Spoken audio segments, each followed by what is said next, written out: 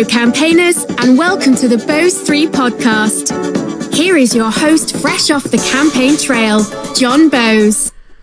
Hey everyone, John Bose here, and I still can't center myself for some reason. We are doing an interview about one of the most important things, being a campaign manager, and I am with a great campaign manager. Introduce yourself. My name is Amy Belmore, and thank you so much for having me, John. Amy, how'd you get started in this stuff?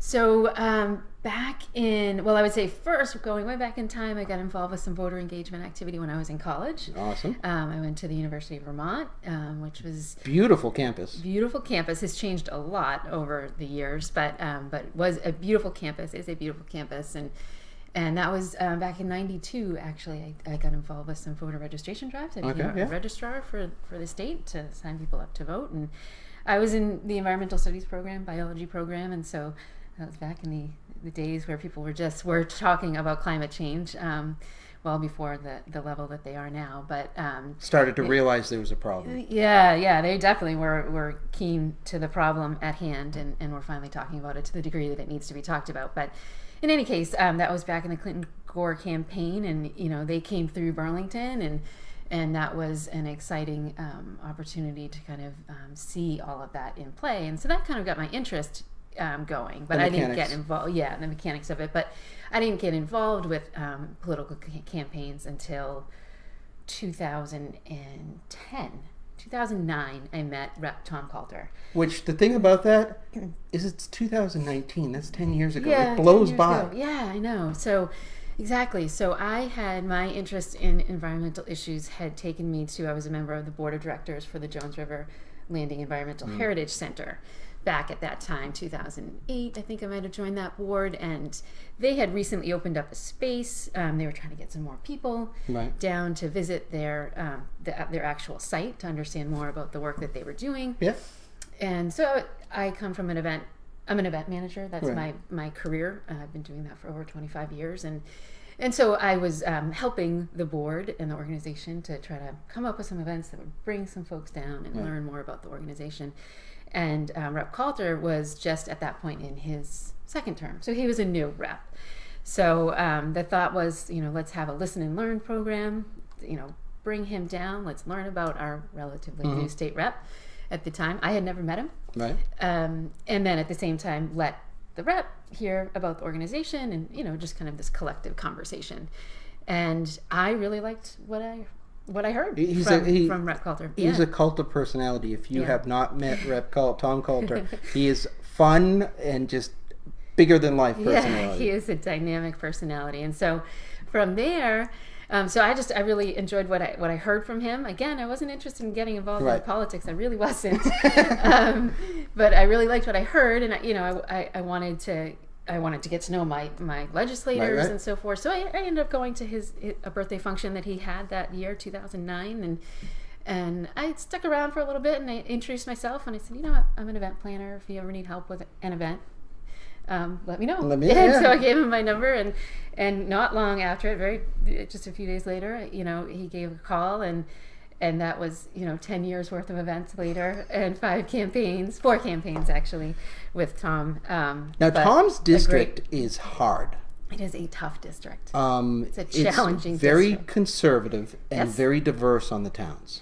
All the towns are very different. You go from, the 12th Plymouth district was Rep. Coulter's district, and we'll talk about the current rep in a little bit. But so the 12th Plymouth district is conservative, certainly purple, I would say red, in our little blue state of Massachusetts, but it consists of the towns of all of Kingston and Halifax and Plimpton, which are interesting, diverse into themselves, and then you have a piece of Duxbury and a piece of Middleborough and North Plymouth and West Plymouth. Yeah. So you go from Duxbury to Middleborough to Plimpton, and it's what's really challenging about not only serving, but also the campaigning too, is, you're dealing with 6 different municipalities and 6 different sets of issues. And there certainly are things that intersect. Some towns have water problems, other towns have seawall problems. Yeah. And just the culture of the towns are quite different, and the demographics, or, just the level of engagement, all between the between the demographics and the issues base, it is quite a we can't say, it's not ethnically diverse necessarily. No, but well, in terms of the scope of issues and things that come into play. Because you go from the lower income all the way to the high income, and then you've got working class, business class, you've got fishermen, you've got bankers, you've got an entire population. Yep. You got farming communities still, you got horse race. It's really incredible. Yeah. And you guys have always run solid campaigns. Thank you. Yeah, we. So the challenge of that so you have to be present in 6 different communities, and I think that's what makes campaigning and serving the district challenging. Because, if you're representing 1 or 2 communities, then you can kind of show I'm not saying that it's easy to run those campaigns either at all, but you can kind of show yourself in those communities and kind of pick and choose where you're going to get the best exposure. And in the case of 6 different communities, you have to divide your time wisely, and you're having to build your core volunteers and your team players amongst 6. And so it's all that I know from a campaign management standpoint. So, but over the years have learned and have talked to others, of course, who are kind of in this realm. And I know that it is different than... You're basically running a mini statewide campaign, because you've got 6 diverse communities. Yeah, you need to have your 6 organizers. Yeah, you need field organizers in all 6. And at the same time, you need to make sure that you're staying on point and on message thematically, and what the priorities are, and making sure that the candidate is reflecting those central themes in a way that...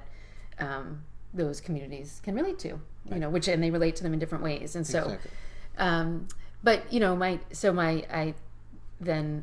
Tom has another opportunity. A great opportunity comes along for Tom. So 4 different campaigns with Tom, each one of them being different, and he is a great friend of mine now at this point, and he was a lot of fun to work with. I would say that, and people who know Tom know that he keeps things interesting, and the thing that amazes me about him, he always has a smile. Yeah, he's great. There were a lot of great moments on those campaigns that reaffirmed for me why I was doing what I was doing, why I was putting so much energy and time into these things, because he was so skilled at his job and so skilled at connecting with people. While there were a lot of great moments, you guys were continuously under attack. Oh yeah, constantly. Crazy right-wing extremists. John Walsh, who is used to be the chair of the Democratic Party, was the chair of the Plymouth County Democratic League, used to joke is, we always had crazies. We just didn't know to call them Tea Party people. Yeah, right. Yeah, and certainly when the Tea Party then kind of took off, that it became more... And now compared to today, it's just more accepted, kind of the behaviors and the tactics. But yeah, he certainly had his... we had several instances of being attacked. And how you respond to that reflects who the candidate is too. And who the campaign is, right? And how you're going to campaign and how you want to hold yourself. I mean, so into this mix, Tom, who is a legendary character, steps down for another opportunity. Yes. You now have a hostile... And I'm going to use the word hostile because of the fact that I know how things are in that region. Now what happens?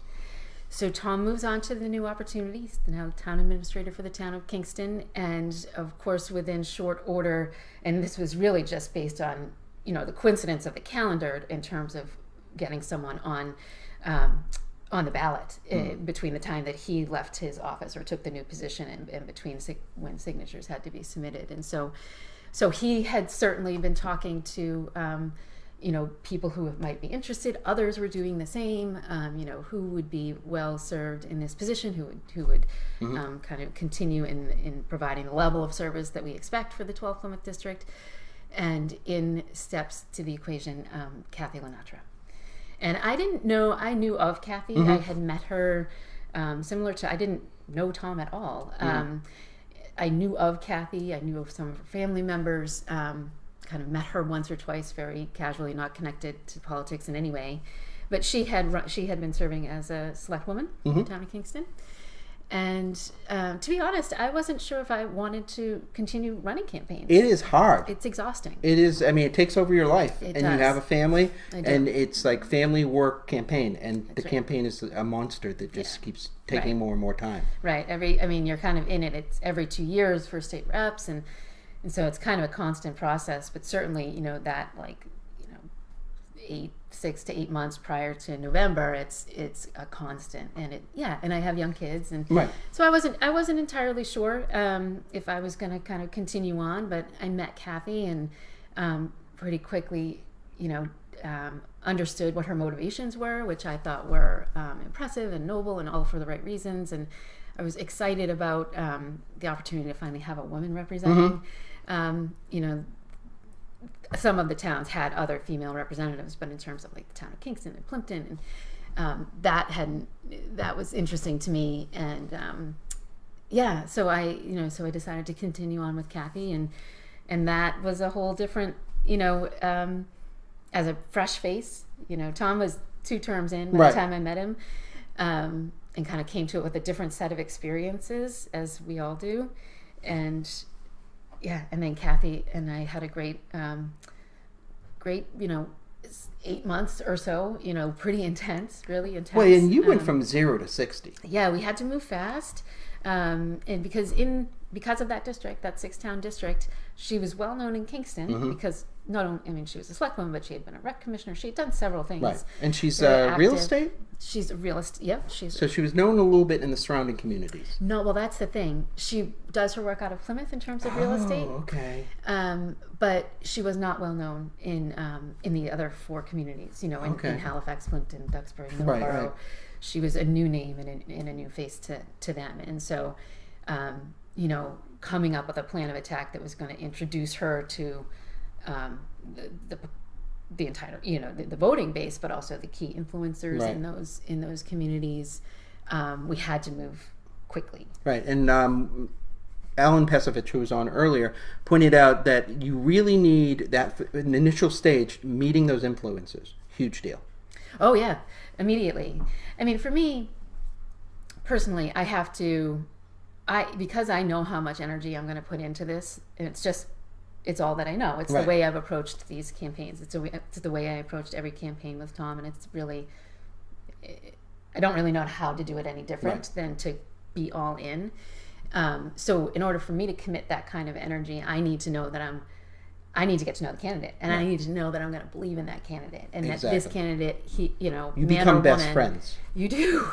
You're attached at the hip, and you need to know that when you're not with that candidate, that you can be selling him or her and playing up their attributes and talking about what they would bring to the district and talking about how well they would serve the people, and do that in a way that you believe. Right. I mean, you're not concocting things. You're doing it because you know it to be true. Especially in the beginning part, getting a call from a campaign manager saying, "Hey, I got somebody I want you to talk to," is a huge deal. So then moving into those influencers, like we were just saying, you need to be, you need to be quick to get them on, at least aware of your candidate, hopefully on board with your candidate, so that they can then have those conversations, whether they're, at a book club meeting or at the coffee shop or wherever they might be. Oh, I just had a conversation with Kathy Lenatra, or I just had a conversation with candidate X, so that the name starts to travel. Right. So it is, in life for me, I'm all about team. It has driven every professional decision I've made. I was a team player growing up and playing sports, and it's hugely important to me, and it's kind of how I look at campaigns as well. This is not about any single person. I mean, other than the candidate, it is all about the candidate. And but outside of the candidate, it's about an entire team effort. People are probably thinking, okay, woman candidate in liberal Massachusetts, great campaign, easy campaign. No. But you are literally the point of the spear. Yeah, I mean, in terms of this district, it is a conservative district without question. And so we, trying to put forth what her main ideas were and helping her to develop those ideas, so again, different when you have someone coming into it for the first time compared to someone who had been in the seat and grown further and further, as Tom did in that seat, and had so much experience and so many ways in which he was able to, express his positions, this was all in formulation. Right. She certainly she brought to it her passions and her ideals and her values, and that was clear from the get-go. Right. But then when you distill it down into what the issues are, I feel the role of the campaign manager, in addition to all the tactics that are involved, is to help the candidate, kind of bring his or her true self right. to those position statements, to those messages. Right. And Joe Heisler, who runs a talk show in Boston, pointed out that the candidate you start with when you declare is not the candidate that people see. You just grow into the role. You take your issues, you're forming them, and you're putting them into your words, because you can't be talking points. It's got to be passionate. It has to be real. Yeah. You have to, right. You right, that candidate and those who are supporting that candidate and putting together those thoughts and those messages, are kind of working with those, what are the main points that you want to drive. But it can't, when you're in front of a kitchen full of people, a living room, as we did on all campaigns, all 5 campaigns. Tom was in living rooms and kitchens and, coffee shop meetings all the time. We were doing that constantly, as we did with Kathy. And that is how you make real connection with people. Social media is important, and videos are important, and many things are important. But it expands on what you're already doing. Yeah, because when the voters feel connected to their candidate, which they can really only get through an in-person interaction, right, then they're going to be more apt to turn around and tell their neighbors, or to tell, whatever community group that they might be part of. And start growing the circle. Absolutely. Now, you were, like I said, point of the spear. You guys were getting attacks before even the state party knew they were coming from the Republicans. They dropped, I think, almost $500,000 in our area to attack. It was a tough campaign, but you pulled it off. How exciting was that? It was really exciting, because we actually, what was really exciting about it is, as we talk about, I know we're going to talk about the who makes up that team, but, right. I think it's important to have people who are in tune with numbers and statistics right. and poll data, and that's all interesting, but I personally feel that the electorate has changed a lot over the past decade, and I think that there are trends that we have to pay attention to, and so I think it's important to be aware of historical right. trends, but I think it's more equally or more so important to be really in the thick of what's happening at the moment. On the ground, what's happening within that election cycle. Right. And so, we, because this is a conservative district, the Republican Party of Massachusetts tends to put some resources down here. Put some real resources, not a joke. And, Tom actually, they refrained in some cases. They probably could have put more. They could have put more resources, but they knew that he was a proven, electable, right. loved by the community. By both sides of the aisle, actually. At one point, he actually won both nominations. So, he was a tough one to beat. So now you have this open seat, right? And they're so dumping there's money a real on you. Opportunity for the Republicans to pick this up. But I can understand why they would say it that way. So they did throw resources at it, and they stood behind the Republican candidate. But I think that, again, understanding what the messages and the trends are today, there are certain things that voters will tolerate, and there are others that they just don't want any part of. Yeah. And when the opposition uses those tactics, it backfires, and some of that played out. And when they can see that it's actually coming from outside the district, Massachusetts is very territorial. Right.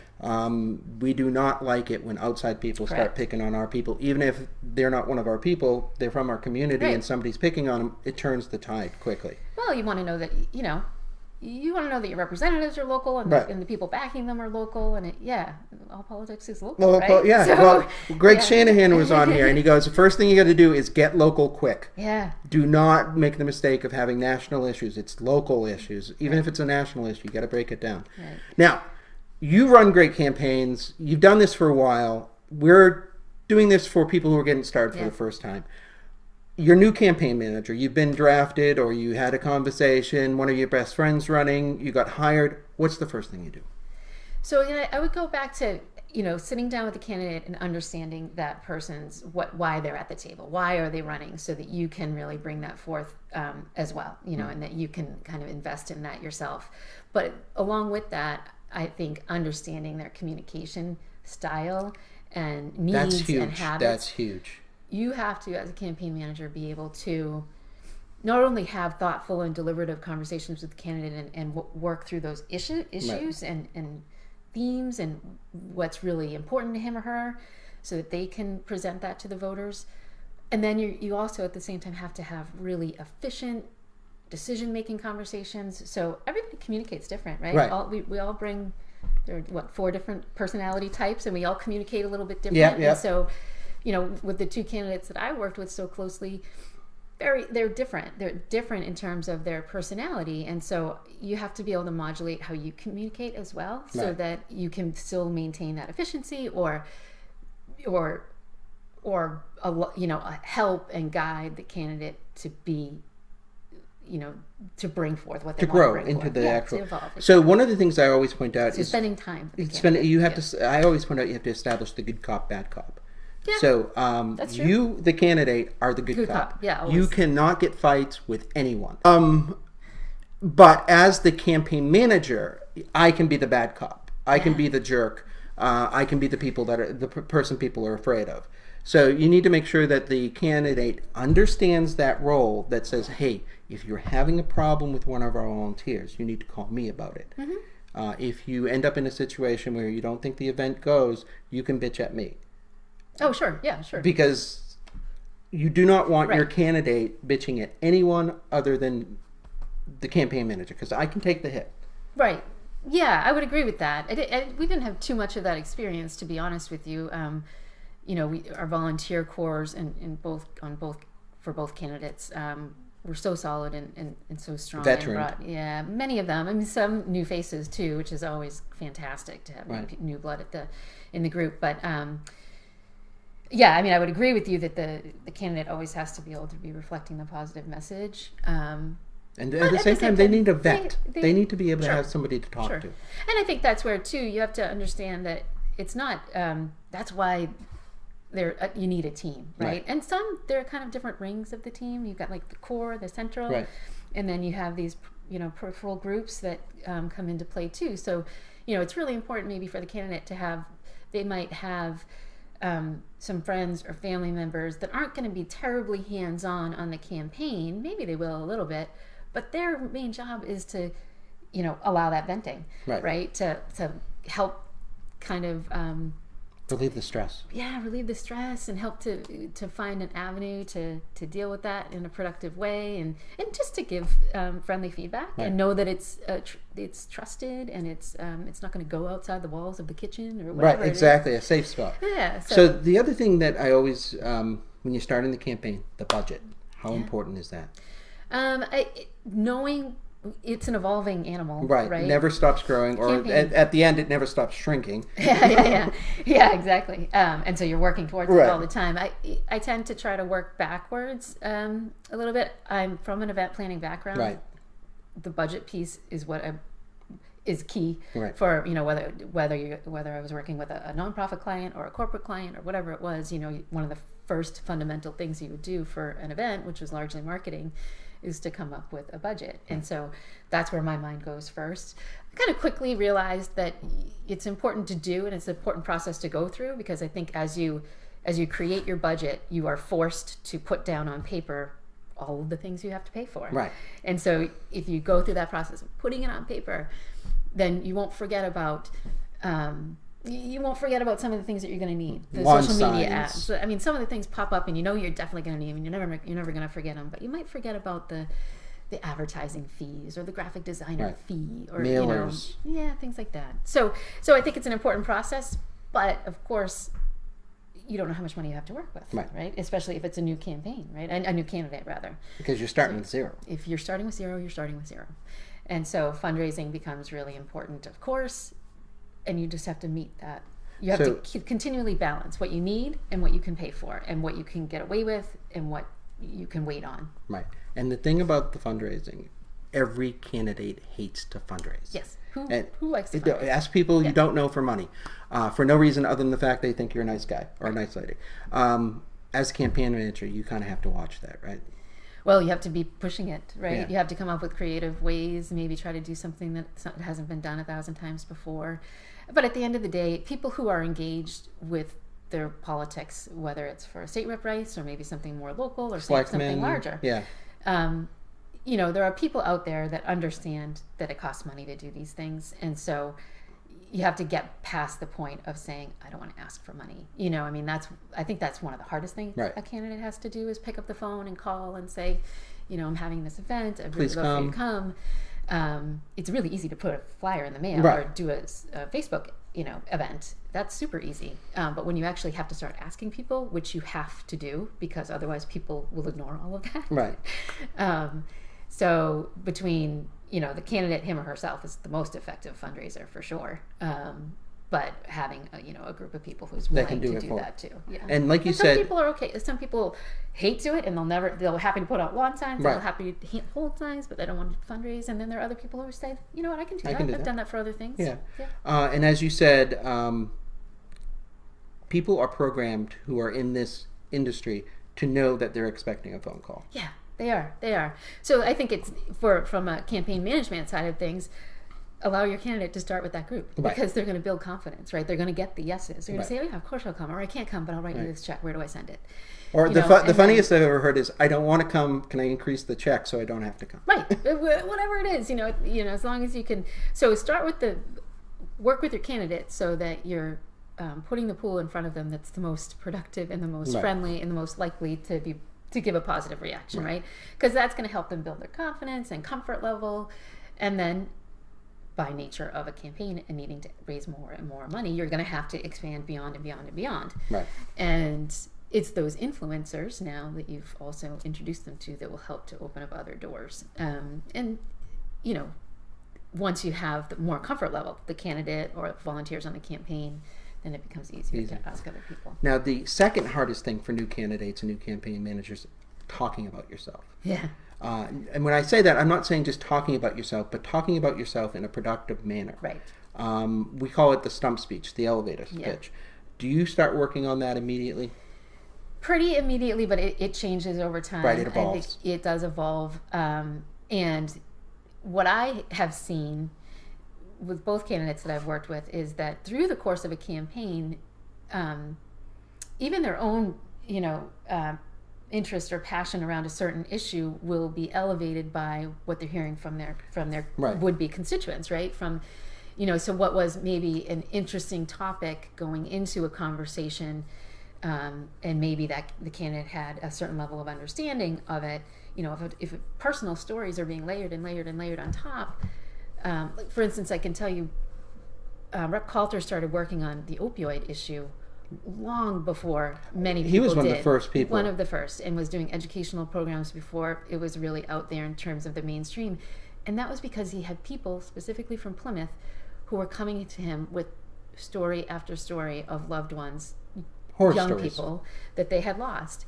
And so, that it becomes an eye-opening experience. And I think for everybody involved with the campaign, whether it's the candidate or the campaign manager, that's when you start to learn more about your community. Like it's one of the greatest takeaways, right? Like you go into it thinking, oh, I'm gonna work to get this person elected because I believe in him or her, and I think they're gonna do great work for our community. But you get out of the election day and you're like, I learned a lot of really interesting things. And I made some friends that I probably never would have made. Oh my gosh, entirely. Yeah. So let's talk about. So I always say politics can be an individual thing, but campaigning is a team sport. Totally team sport. Because you can't be everywhere. What should a new campaign manager just started? What should they be looking to put together for a team? For a team, so for that core team, I would say you want to have people who, straight up, especially in today's world, like you need someone who's very comfortable with social media, right? So you have to be putting social media into play. Back in 2009, that wasn't really as much of an issue. It was but you have starting to show, but it wasn't really there. Right. I mean, it existed, but people weren't using it. So social media ambassador, or someone who's going to be kind of have their hands around that. A strong writer. I did a lot of writing myself, and I enjoy it. But there's so much need, and there's so much happening at one time that I would highly recommend that you have someone who is completely on board with this candidate, knows this candidate well, and is a strong writer. And that when you say strong writer, you're basically saying, okay, this person understands them, has good skills in writing, but can actually take that candidate's voice and put it into... That's why they need to know the candidate or get to know the candidate very quickly, because it has to reflect their voice. Right. So whether that is, for speech writing, or for maybe it's for websites or blogs, or even if it's an issues-based thing. Oh, sure. Yeah, right. Letter to the editor. Response to lots of different inquiries that come in. So that's key. Certainly people who are, in tune with strategy, that can help with build a strategy. And in the case of whatever district it is, whether it's one town or 6, building your I would call them town captains. Coordinators. Town coordinators. If you can get it down to the level of a precinct captain, that's even better, so that it becomes much easier to bite off, for any individual volunteer. But you need to be able to rely on a core set of people, especially if you have a multi-town district. Right. You can't be everywhere. This does not happen. A successful campaign, any candidate who goes into a race that involves 6 towns and thinks they can do it on like him or herself and maybe a buddy or a spouse, it doesn't happen, I don't believe. Which I always point this out, the campaign manager needs to be somebody separate than the candidate. Absolutely. Oh yeah. Because you can't be state rep and above. I don't know about selectmen. I'm not sure you might about be able to pull it, but yeah. So you also have visibility. Oh yeah. You need a captain because that can be just a monster. And I usually put the visibility with the lawn sign people. Yeah, just field organizers. It's like, so for instance, we'll have you get to know, and it's really important. You're building relationships, right? So with these aren't cogs in a wheel for me or for any of the candidates that I've worked with. I feel personally really strongly about building relationships. The hope is, of course, that your candidate's going to win, and you're going to need them again, right? And they're your friends. Like, they become like extended family. Passionate relationships, absolutely. But you'll have retirees that are able to do certain things and not able to do other things, like lawn signs. I have a crew of guys who are happy to drive around in their trucks and pop them out, and they've got time in the day because they're retired. Right. Not at all interested in, phone calls. Exactly. Hosting parties. Right. So I always say lawn signs. I hate lawn signs, but the reason I hate it is it's a logistical nightmare. If you can get a crew, like you were saying, to go around and put them out, take it off your plate. It's awesome. Take it off your plate if you can. Yeah, I mean, we've certainly been in the place where I've put out many a lawn sign myself, for sure. It's not a good use of the candidate's time, but at good the for same the time, one photo, but that's it. Yeah, I mean, I think it's helpful maybe at the beginning for him or her to understand what it takes to do all of this. I think they should always be connected to what it takes to do all of this, but I don't think it's a good use of their time. If they're not talking to voters, they're not doing their job. Yeah, they need to help them use their time wisely. So use the assets that you have, meaning the people power, and play to their strengths and play to their interests. Like, if there are people who are saying, well, yeah, I can help in this one little area, but I can't do anything else. Well, let them help in that one little area. Don't Stacey Monahan pointed that out. It's like, whatever they want to do, get them to do it. Maybe they'll grow into more opportunities, but get them involved. Yeah, I mean, you're going to need to write postcards and like you said, host parties and hold signs, visibility, whether it's lawn signs or individuals out there holding signs. I truly believe makes a big difference. People want to see that there are community members who are willing to take the time and be out on a street corner and hold a sign, and that shows momentum, it shows support, it shows that people have faith in this person, and it gets name recognition out there, of course. And so I strongly believe in... it's also a good entry-level spot. Holding a sign for somebody, and then you say, okay, hey, would you like to come to host a party? Right. A good starting spot. Non-threatening. Just stand there, hold a sign for an hour or two, whatever you can. Right.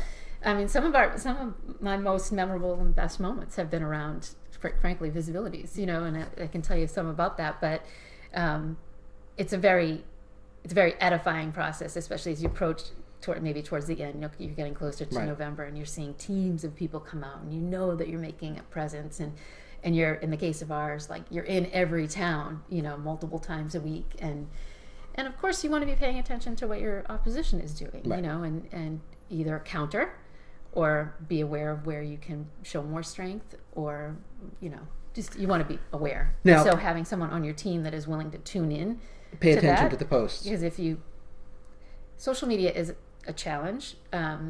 It's difficult to watch. It can be difficult to absorb. It can be draining, and so I, as a campaign manager, I do pay attention, but I spent too much time in those early days watching, and it's a rabbit hole. You can go hard. Down it and just not come out, and it can really sap your energy. So that's one of the new positions you got to fill. The other one is data.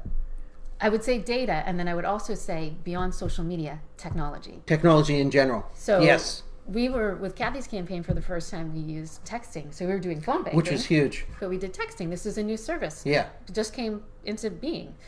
And it was our first foray. And so having one of our field organizers was comfortable taking it on and learning it, had never done it before. It was new to everybody. Right. He ended up sharing it with other people and out of the Plymouth headquarters, right. So there are other campaigns that ended up making use of it too. And so not being shy about making use of today's technology, but it takes time to learn it, right. and it takes time to implement it, and you need volunteers to do that implementation. So it does add layers to the campaign, but I think it's important in today's day and age. And also the other influence on the campaign team or presence on the campaign right. team that I think is important is, if you have someone who's either maybe run in the past successfully, is no longer serving, or is currently serving now, if they're willing to participate at some level, then they're bringing their own strength of their own campaign strength. And it could be from years ago, or it could be from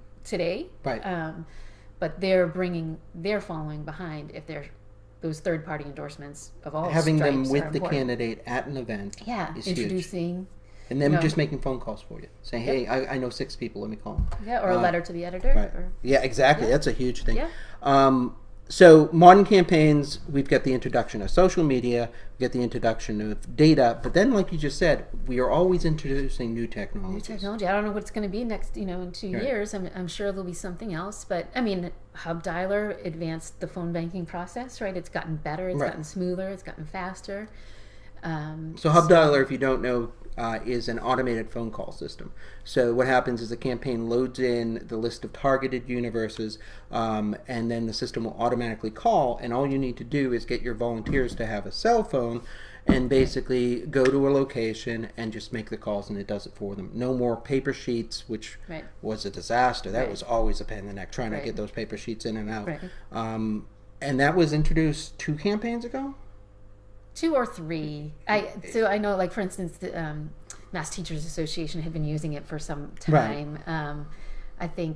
I want to say it might have been introduced 3 years ago. We did use it for one of Rep. Coulter's campaigns, but we used it heavily for Kathy's campaign. Right. Completely revolutionized yeah. the way calls are made. Yeah. And then the texting, like you said, just got introduced this campaign, had great success. Yeah, and it all ties into Vote Builder. So, you're able to to Vote Builder, if you don't know what Vote Builder is, it's the Massachusetts and I think national mm-hmm. party for the Democrats. It's our database, and candidates who are from the Democratic Party get access to it.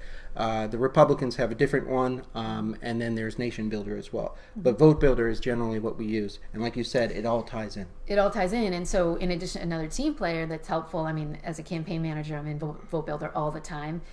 But you can be segmenting out your target list. So you can actually segment out, there's a way to... and this wasn't me, so this was our social media guy, so I can't speak in detail on this, but you can actually target Facebook ads based on Vote Builder segmentation. Right. And we did, and it was successful. Facebook ads were incredibly powerful. Yeah. But you're making sure the message is which message you have, getting to the right people. And so if you're introducing a new video that's got maybe focused on education, for instance, then make sure it's getting to the right age group. People with kids, people with and then you get the senior messages. You've got veteran messages. How important is to have leads for those particular subgroups? People? Yeah. I think in my experience, I wouldn't say we need. In my experience, we didn't have lead people on individual topics because the candidate really at that point was so invested. So the town and geographic is more important than the subject matter. Yes, from a tactical standpoint, from the visibilities, from the boots on the ground, from poll coverage, from letting you know, especially multiple towns, what are the events that are happening. Right. Is it an agricultural fair that she needs to stop by? Right. Is it a spring cleanup that she really should be at and throw some gloves on and participate? Is it National Night Out where everybody comes out? Right. So there are certain things that especially I'm from the town of Kingston, I tend to know what happens in the town of Kingston. But I'm not reading the Middleborough paper every day, so it's helpful for, that's one of the things that we ask our town captains to do, is just stay in touch with the news. If you think there's an event that's happening that this candidate really needs to go to. In our case, it's one precinct in Middleborough, and a large portion of that precinct is the senior community of Oak Point. And they have a lot of events that take place in Oak Point. They have fundraising yard sales, and they have concerts, and they have just it's a wonderful, vibrant community. And so, we had our precinct captain, essentially a resident of Oak Point, who would say, this is something you really should buy a ticket to. This is something you should attend. Walk through. Just come by, walk through. Say hi to the volunteers. Yeah, and so that's really helpful. Now, all of this stuff takes time. Yes, a lot of time. I always say the campaign manager needs to manage their time. It takes over your life.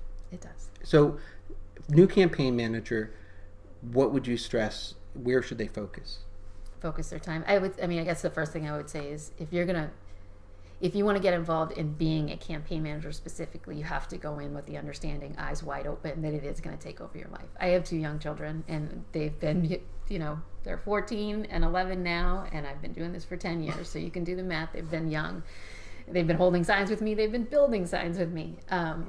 But but I go into it in a conversation with my family and my husband, the big talk, to say, are we ready to do this again? Because you do sacrifice a lot of your time. And that's why I come back to the idea that you have to believe in who you're supporting. Because otherwise, when you believe in that person and you're doing it for the right reasons, and you're going to, if you can come away with a positive outcome, and that person fills that seat, that you have served your community and you've served your community well, then it'll all have been worth it. If you don't believe that, then you're going to be left with something bitter at the end of all of it, and it's not worth it. It's not worth it. The thing that I always point out is it's a weird experience, right? You have this intense relationship for 8 months with people you've never met before, and then it ends. And it's like, win or lose, it ends, and maybe a week? You just don't want to talk to any of them. And you're hopeful that your family and friends are still willing to talk to you. talk to you. But then that week passes, and you're like, I really want to see everyone again. Yeah, you do. It kind of goes. The winter is always a quieter time for me. I kind of have to retreat back and spend more time with my family. But I have been fortunate in both cases that they are both Rep Coulter Tom and Kathy, now Rep Lenatra, are very good friends of mine. And even so. Ultimately, there'll be things, in the case of Tom, I helped him with some of those opiate programs. I helped him with some special projects along the way. So I maintained between those 2 years, between the election cycles, was, and was able to, still, have lively conversations about what was happening in politics, and kind of keep that connection up, because you're going to be diving right back in. So it'll be easier if you can keep that connection if you're diving back in 2 years later. So there are 2 parts to that I want to stress for everyone who's thinking of getting involved with this crazy world. First part is sit down and have the big talk. With the candidate and with your own family. You got to sit down and say, hey, here's what we're going to do. Let's be realistic. Second part of that is make sure you manage your time. Yeah, so time management, I would tell you, so I have a full-time job. I always have. All of these years have had a full-time job. And you are essentially taking on a second full-time job. It's not a part-time job. Right. It's a full-time job. And so you sleep less. You definitely sacrifice time, family time or weekend time. You are out, all hours of the day, all hours of the night. So many of those meet and greets are weeknight, evenings, or you always want to be engaging your Democratic town committees, or if you're in a city, your city town committee or ward committee, you want to get to those activists and introducing the candidate, make sure that they're aware of the campaign, make sure they're aware of how they can get involved. Huge asset, that you want to be able to deploy, hopefully, if they can get on board with your candidate. And so it's meetings, it's events, it's constant, when you get to the end every night. When you get to that last month, you're on empty. And you're pushing through, and you get to the very last day, the election, it's almost a relief that it's like, okay, tomorrow I get to sleep in. Yeah, a little bit. I don't know. I get pretty caught up. Personally, I get caught up in whatever the result's gonna adrenaline be. kicks in, and it's like, yeah. I mean, you have to find that reservoir of energy, and you have to also be aware that is the opposition, whether it's coming from the state Republican Party or the candidate, the opposition candidate, him or herself, the messages, the attacks are going to ratchet up. And so you have to have a reservoir of energy to be able to deal with that, or have a sounding board. I have family and friends who are my personal sounding board. The candidate has his or hers as well. And you serve as a campaign manager, serves as a sounding board for the candidate too. So you have to be able to go back to that well, because you can't take your foot off the gas. No. You can't. As soon as you commit, it is a straight run. It's a straight run. And people, as much as you're doing all of these things for, say, 6 months, it's pretty intense for 6 months. The reality is, and we know this to be true, large percentage of the voters are not really paying attention until those final weeks. Right? They have lives. They have things to do. So if you start running out of energy in mid-October, that's when people are just starting to tune in. So you can't do it. You have to find a way, and that's why you need to rely on your team. And so if